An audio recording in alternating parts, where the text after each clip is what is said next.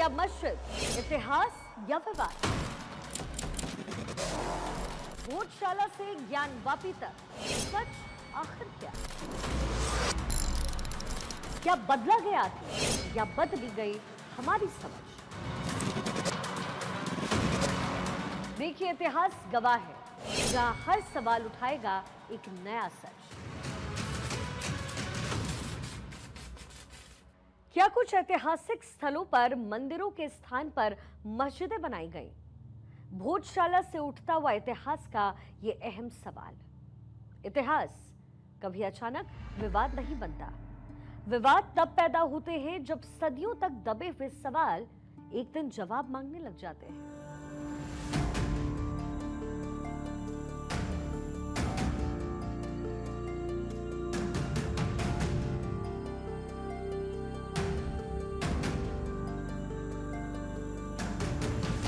भारत, जिसे मंदिरों की भूमि कहा गया, सभ्यताओं की भूमि कहा गया, लेकिन यही भारत आक्रमण, साम्राज्य और सत्ता परिवर्तन का भी विटनेस रहा। जब सेनाएं आई तो केवल राज सिंहासन नहीं बदले, शहर बदल गए, पहचान बदल गई और कई जगहों पर इमारतों का इतिहास भी दोबारा लिखा गया। कुछ संरचनाएं बच गईं, कुछ मिटा दी गईं और कुछ नई आइडेंटिटी के साथ दोबारा खड़ी कर दी गई। आज भारत में ऐसे कई स्थल मौजूद हैं जहां पत्थर कुछ और कहानी कहते हैं और हिस्ट्री बुक्स कुछ और। सवाल ये नहीं है कि आस्था किसकी है, लेकिन सवाल ये है कि अतीत में हुआ क्या। क्या वास्तव में मंदिर तोड़ करके नए स्ट्रक्चर्स बनाए गए? क्या ये रिलीजियस कॉन्फ्लिक्ट था या सत्ता का पॉलिटिकल असर्टेशन था? और सबसे बड़ा सवाल यह है कि क्या इतिहास को सच सच पढ़ने का समय अब आ गया है?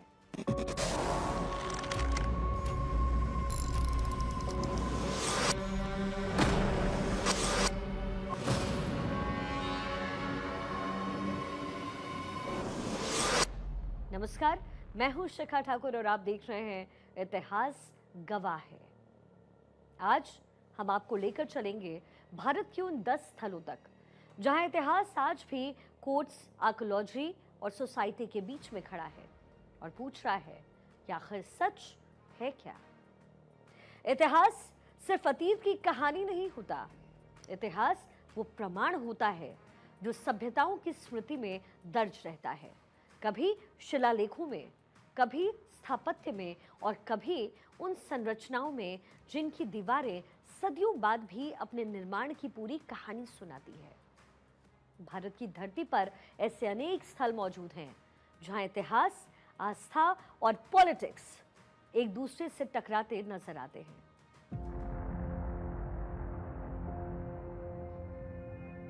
मध्य प्रदेश के धार में स्थित भोजशाला भी ऐसा ही एक स्थान है।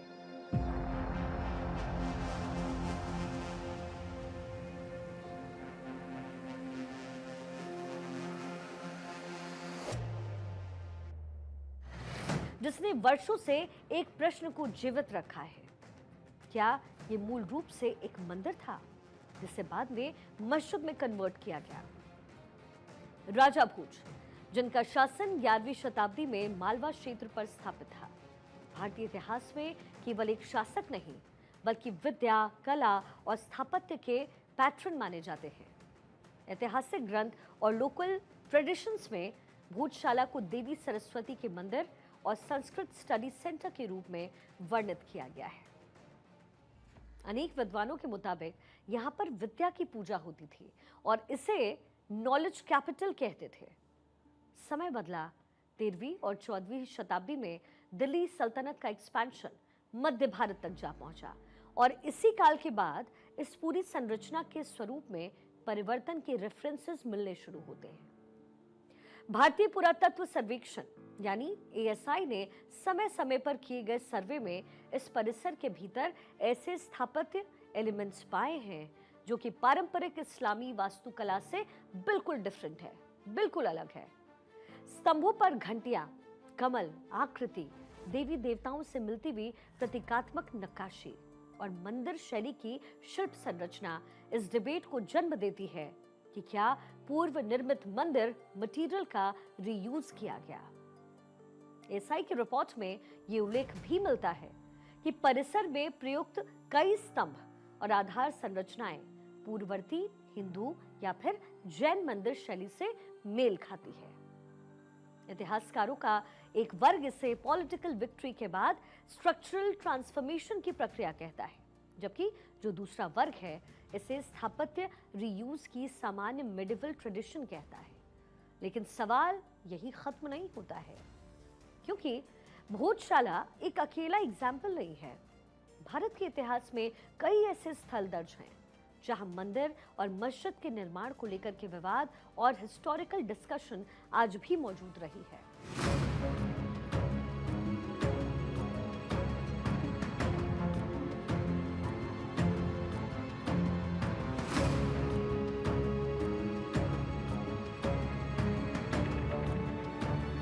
उत्तर प्रदेश के वाराणसी में स्थित ज्ञानवापी परिसर सदियों से हिस्टोरियंस और कोर्ट्स की बहस का एक केंद्र रहा। अनेक ऐतिहासिक डॉक्यूमेंट्स में ये उल्लेख भी मिलता है कि मुगल सम्राट औरंगजेब के काल में काशी विश्वनाथ मंदिर को ध्वस्त कर उसके समीप मस्जिद का निर्माण हुआ। फारसी ग्रंथ मयासिर ए आलमगीरी में मंदिर विध्वंस के उल्लेख को कई हिस्टोरियंस कोट करते आए हैं। इसी प्रकार मथुरा का श्री कृष्ण जन्मभूमि परिसर भी ऐतिहासिक विवाद का केंद्र रहा।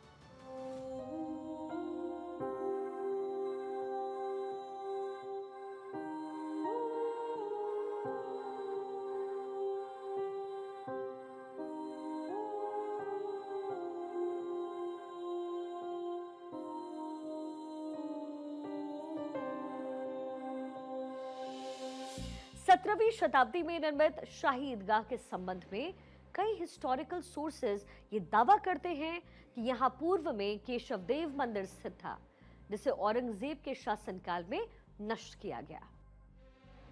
दिल्ली का कुतुब परिसर भारत में इस बहस का सबसे प्रारंभिक आर्किटेक्चरल एग्जाम्पल माना जाता है।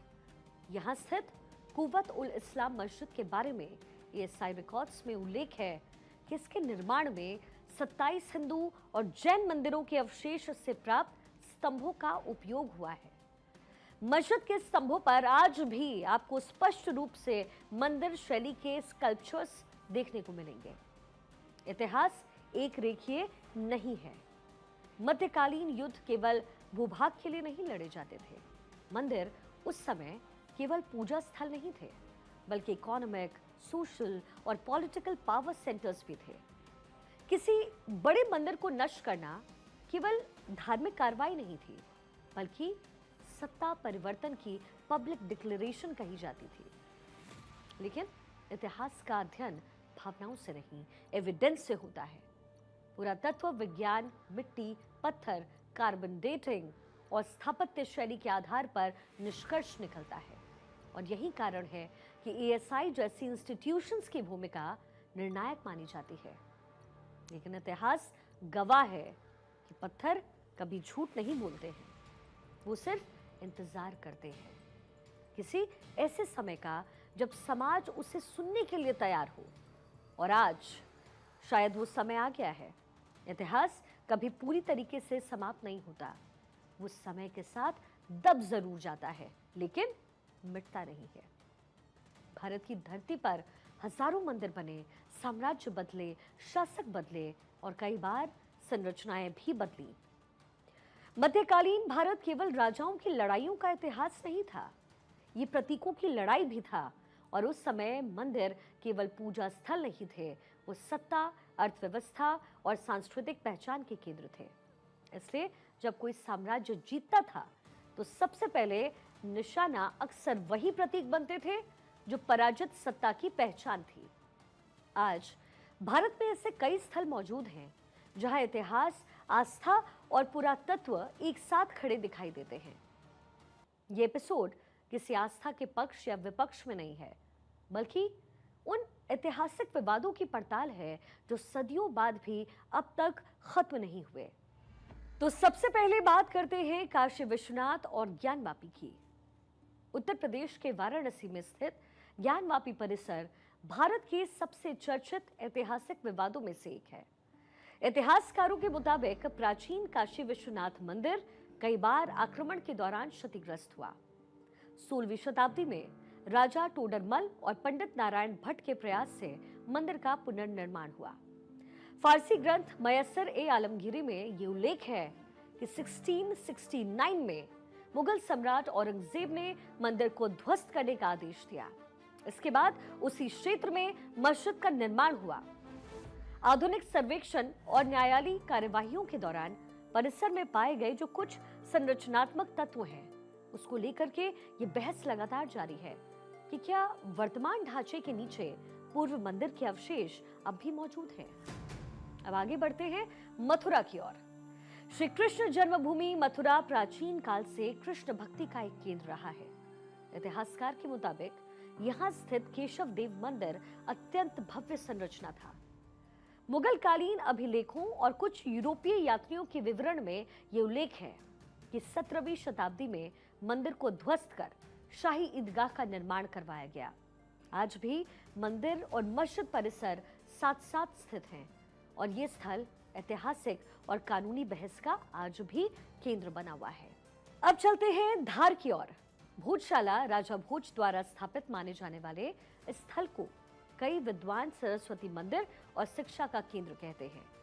एएसआई सर्वेक्षण में मंदिर शैली के स्तंभ, शिल्प और प्रतीकात्मक नक्काशी मिलने के बाद ये प्रश्न और गहरा हुआ कि क्या मूल संरचना परिवर्तित की गई। भोजशाला आज भी साझा धार्मिक दावे और ऐतिहासिक जांच का केंद्र है, जिसका जिक्र अभी हमने किया भी। जिक्र हमने कुतुब परिसर का भी किया। दिल्ली का कुतुब परिसर भारत में स्थापत्य परिवर्तन का सबसे चर्चित उदाहरण माना जाता है। यहां पर स्थित कुव्वत उल इस्लाम मस्जिद के बारे में एएसआई विवरण में उल्लेख है कि इसके निर्माण में पूर्व मंदिरों से प्राप्त स्तंभ का उपयोग है। मस्जिद के भीतर मौजूद स्तंभ पर हिंदू और जैन मूर्तिकला आज भी स्पष्ट रूप से दिखाई देती है, जो इतिहासकारों के बीच लंबे समय से चर्चा का विषय रही है। राजस्थान के अजमेर में स्थित 2.5 दिन का झोपड़ा। ऐतिहासिक विवरण के मुताबिक ये स्थान मूल रूप से संस्कृत शिक्षण केंद्र या मंदिर परिसर माना जाता है। 1192 के बाद कुतुबुद्दीन ऐबक के काल में इसे मस्जिद में परिवर्तित किए जाने के उल्लेख भी मिलते हैं। संरचना के भीतर मंदिर शैली के स्तंभ आज भी देखे जा सकते हैं। अब जिक्र करते हैं कश्मीर का। कश्मीर का मार्तंड सूर्य मंदिर 8वीं शताब्दी में निर्मित ये मंदिर कश्मीर की सबसे भव्य संरचनाओं में गिना जाता था। कई ऐतिहासिक स्रोत में ये उल्लेख है कि 15वीं शताब्दी में सुल्तान सिकंदर के शासनकाल में इसे नष्ट किया गया और आज ये मंदिर खंडहर रूप में मौजूद है और मध्यकालीन धार्मिक संघर्षों पर बहस का एक हिस्सा बना रहता है।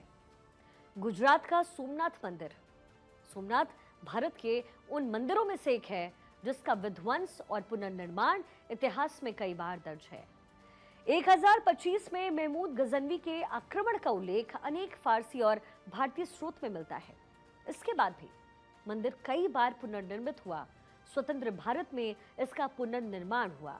सांस्कृतिक पुनर्जागरण का यह आज भी प्रतीक है। वाराणसी क्षेत्र में स्थित प्राचीन बिंदु माधव मंदिर के बारे में कई लोगों का मत है कि मुगल काल में इसके स्थान पर मस्जिद का निर्माण हुआ।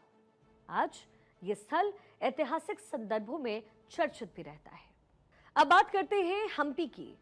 1565 की तालीकोटा की लड़ाई के बाद विजयनगर साम्राज्य की राजधानी को व्यापक विनाश का सामना करना पड़ा। यात्री और पुरातात्विक प्रमाण के आधार पर कई मंदिरों के ध्वंस के उल्लेख मिलते हैं। ये घटना दिखाती है कि सत्ता परिवर्तन के साथ साथ धार्मिक और सांस्कृतिक प्रतीकों को भी टारगेट किया जाता था। गुजरात का रुद्र महालय मंदिर 12वीं शताब्दी की स्थापत्य उत्कृष्टता माना जाता था। ऐतिहासिक विवरण के मुताबिक बाद के आक्रमण में संरचना क्षतिग्रस्त हुई और इसके भागों का उपयोग अन्य निर्माण में किया गया। इन 10 स्थलों की कहानी अलग अलग है, समय अलग है, शासक भी अलग है, लेकिन एक समानता दिखाई देती है। मध्यकालीन भारत में धार्मिक संरचनाएं केवल पूजा स्थल नहीं थी, वो शक्ति की प्रतीक थी। कई इतिहासकार कहते हैं कि कि मंदिरों का ध्वंस धार्मिक असहिष्णुता का परिणाम था। दूसरे इतिहासकार इसे राजनीतिक विजय का प्रदर्शन कहते हैं। सच शायद इन दोनों के बीच कहीं पर मौजूद जरूर है। आज का हमारा ये भारत उन घटनाओं का उत्तरदायी नहीं है, लेकिन इतिहास को समझना बहुत जरूरी है, क्योंकि इतिहास को दबाने से विवाद खत्म नहीं होते हैं, वो और गहरे हो जाते हैं। इतिहास गवाह है, सभ्यताएं तब परिपक्व होती हैं जब वो अपने अतीत को स्वीकार कर भविष्य का निर्माण करती हैं। तो सवाल ये नहीं है कि अतीत में क्या हुआ, सवाल ये है कि क्या हम इतिहास को प्रमाणों के साथ समझने के लिए तैयार हैं। इतिहास की सबसे बड़ी सच्चाई ये है कि वो किसी के पक्ष में नहीं होता, ना वो विजेताओं का होता है, ना पराजितों का इतिहास होता है। इतिहास सिर्फ दर्ज करता है जो हुआ है। भारत के इन 10 स्थलों की कहानी जो हमने आपको सुनाई है, वो हमें एक असहज सच से सामना करवाती है कि अतीत हमेशा शांत नहीं था। साम्राज्य आए, विश्वास टकराए और सत्ता स्थापित करने के लिए प्रतीकों को बदला गया, लेकिन आज का भारत तलवारों का नहीं, इतिहास को जानना नहीं गया है, समझता है ना, तभी वो भविष्य के संघर्षों से बच पाता है। पत्थर टूट सकते हैं, इमारतें बदल सकती हैं, लेकिन इतिहास कभी समाप्त नहीं होता। वो इंतजार करता है उस पीढ़ी का जो सच सुनने का साहस रखती हो, और शायद वो समय अब आ चुका है, क्योंकि इतिहास चुप नहीं रहता, इतिहास गवाह रहता है।